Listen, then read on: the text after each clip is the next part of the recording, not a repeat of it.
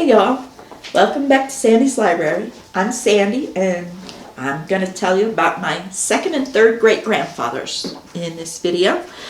They were Lawrence Williams and his father Lunsford.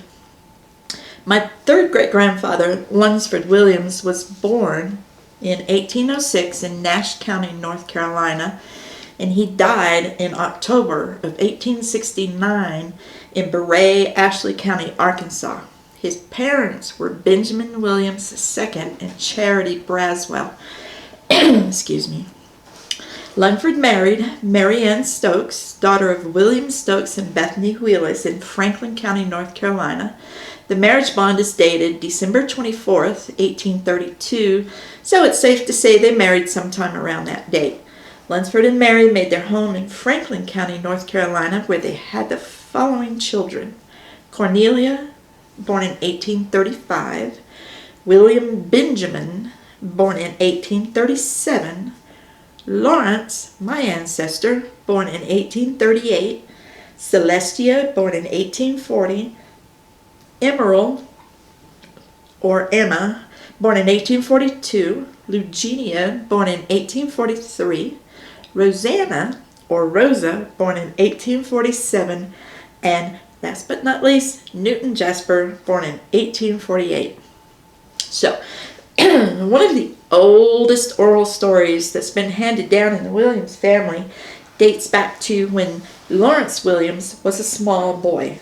At some point during his early childhood, family tales say that his mother, Mary, became so angry with him that she threw a fork at him. Lawrence used his left hand to shield his face, but it said that the prongs of the fork embedded into his palm, and it was an injury that left him with a scar that stayed with him for the rest of his life. We can assume that things went well for the Williams family until sometime between 1850 and 1860 when Lunsford decided it was time to leave North Carolina for Arkansas. I've asked myself for most of my life, why Arkansas? There were any number of places he could have gone. And y'all, I got nothing against Arkansas. It's a beautiful country. But it's not like he knew that. So I started digging a long time ago, and I discovered that on the 1850 census in Ashley County, Arkansas, right where Lunsford settled, is a Benjamin Williams, whose birthplace is listed as North Carolina. He may well have been one of Lunsford's relatives, and that could have been the enticement that induced him to leave home for parts unknown. Anyway, whatever the reason, Lunsford and all the children, save one, the oldest, planned to make this journey. However, Lunsford's wife Mary and their daughter Cornelia did not want to relocate to Arkansas, nor did they want Lunsford and the others to go. But Lunsford, he was hell-bent on making that journey, with or without Mary and Cornelia. So, when they left in the late afternoon, Lunsford left 2 fine horses saddled and ready to go in the barn should his wife and daughter change their minds. Lunsford and the other children made camp not far down the road, hoping to see his wife and daughter riding up before he and the others headed out in the morning.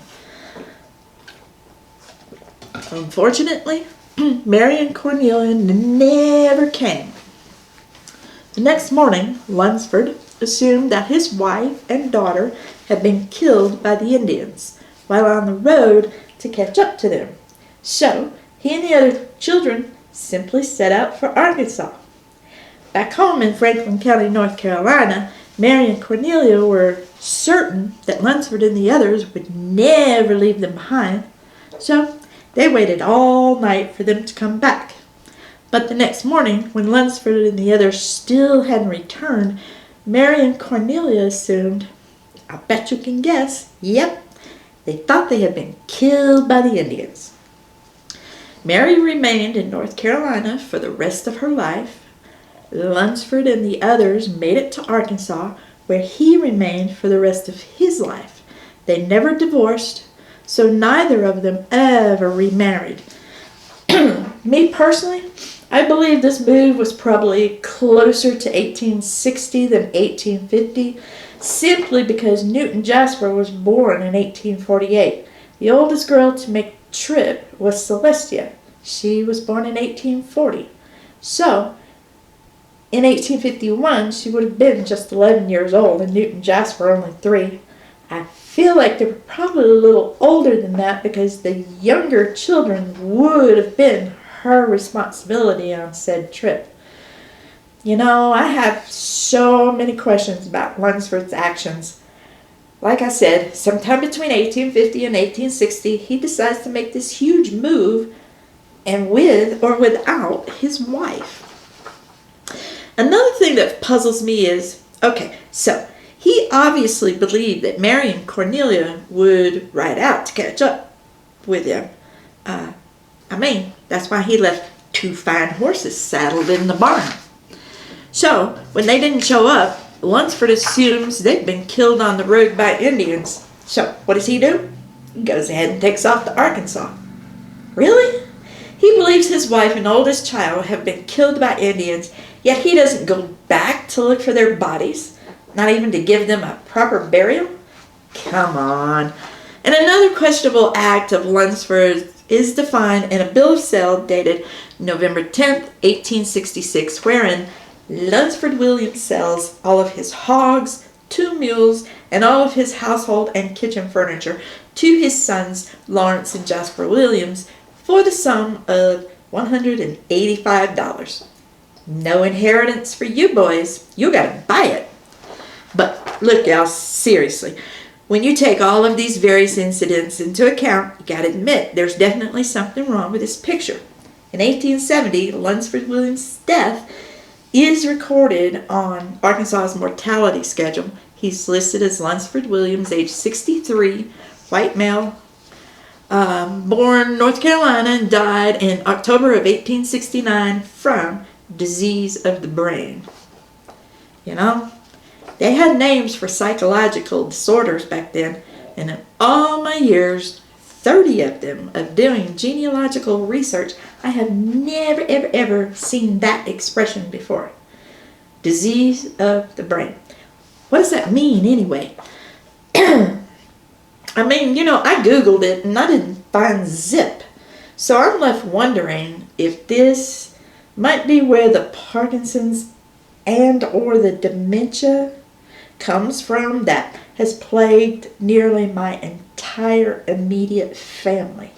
If you think about it, this may well explain why Lunsford up and left his wife and daughter to relocate to Arkansas when they didn't want him to go. This too may well explain why he didn't go back to look for Mary and Cornelia when he thought they had been killed on the road.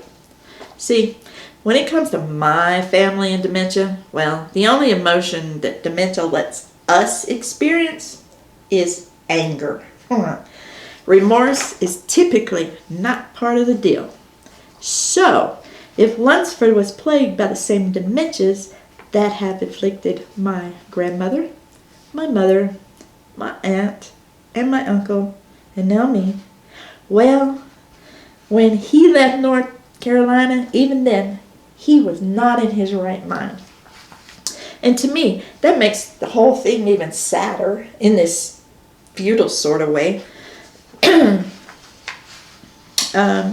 So, as I said before, my line from Lunsford goes through his son Lawrence Williams. Lawrence was born in 1838 in Franklin County, North Carolina, and he died September 7th, 1881 in Hamburg, Arkansas, which is in Ashley County in southern Arkansas. And another family tale exists about Lawrence that's a continuation of that story about his mother staking his hand with a fork when he was a little kid. See, it's said that he has wondered his whole life about whether or not his mother and sister had really been killed by the Indians. So, as a young man, he went back to North Carolina to see if he could find the graves. While he was in North Carolina, he found his mother. Mary was still alive, but now she was old and blind. Lawrence told her that he was her son, but she didn't believe him. She believed her son to be dead, killed by Indians years ago. Plus, the fact that she couldn't see anymore probably didn't help much. But as the story goes, Lawrence took Mary's hand to let her feel a scar on his left hand. Upon touching the scar, it said that Mary broke down in tears and was left inconsolable. Talking about missed opportunities. But you know what?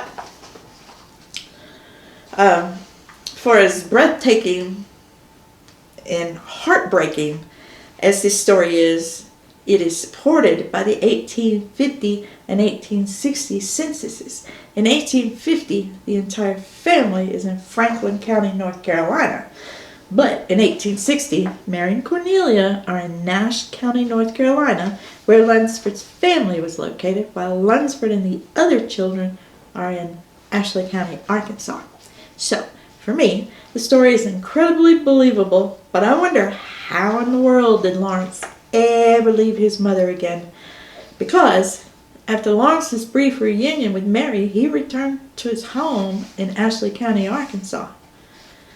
We really don't know a whole lot about Lawrence's life after that. And this might have something to do with the fact that he died when Willie, his oldest son, was only 12. From the few facts that we do know, Lawrence served in the Confederate. Jesus.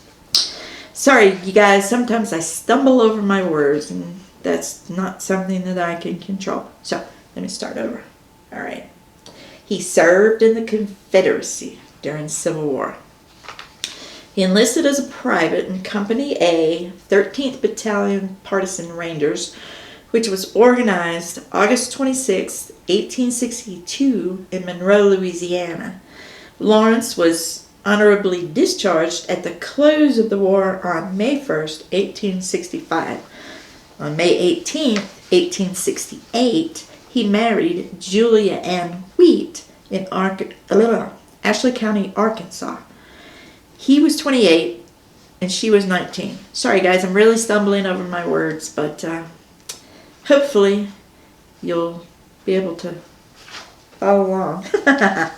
Okay, so we do know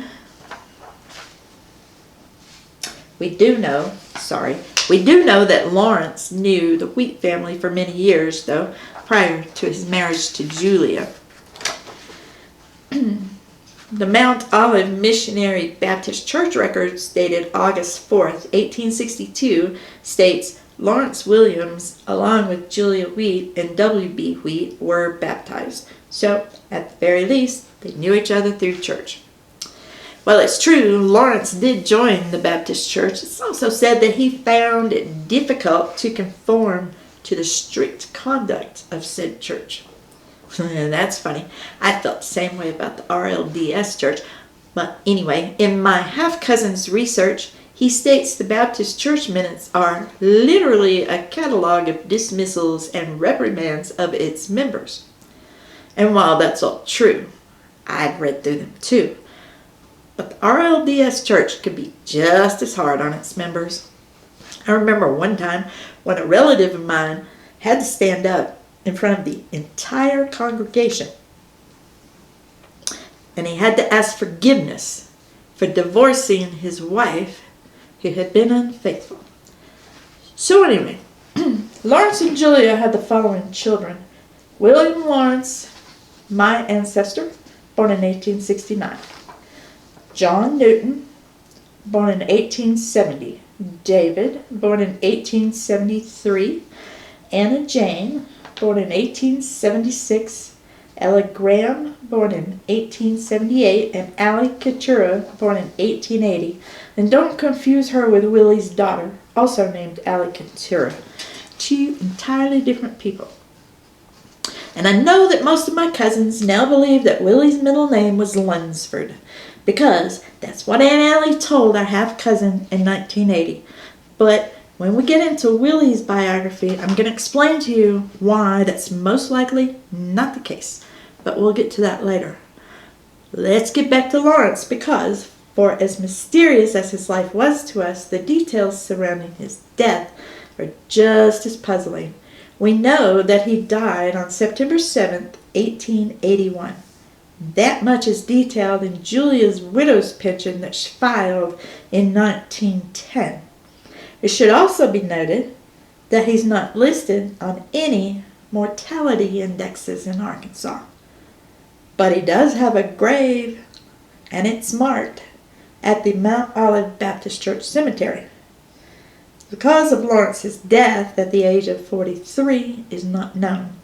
Strangely, there are no stories that were ever handed down through the families of any of his children regarding Lawrence's death. It's peculiar to say the least. I mean, they handed down stories about everything else. Why not this? Honestly, y'all, it makes me wonder if somebody didn't kill him or something. It's been said that he might have been arrested for theft the year before his marriage to Julia.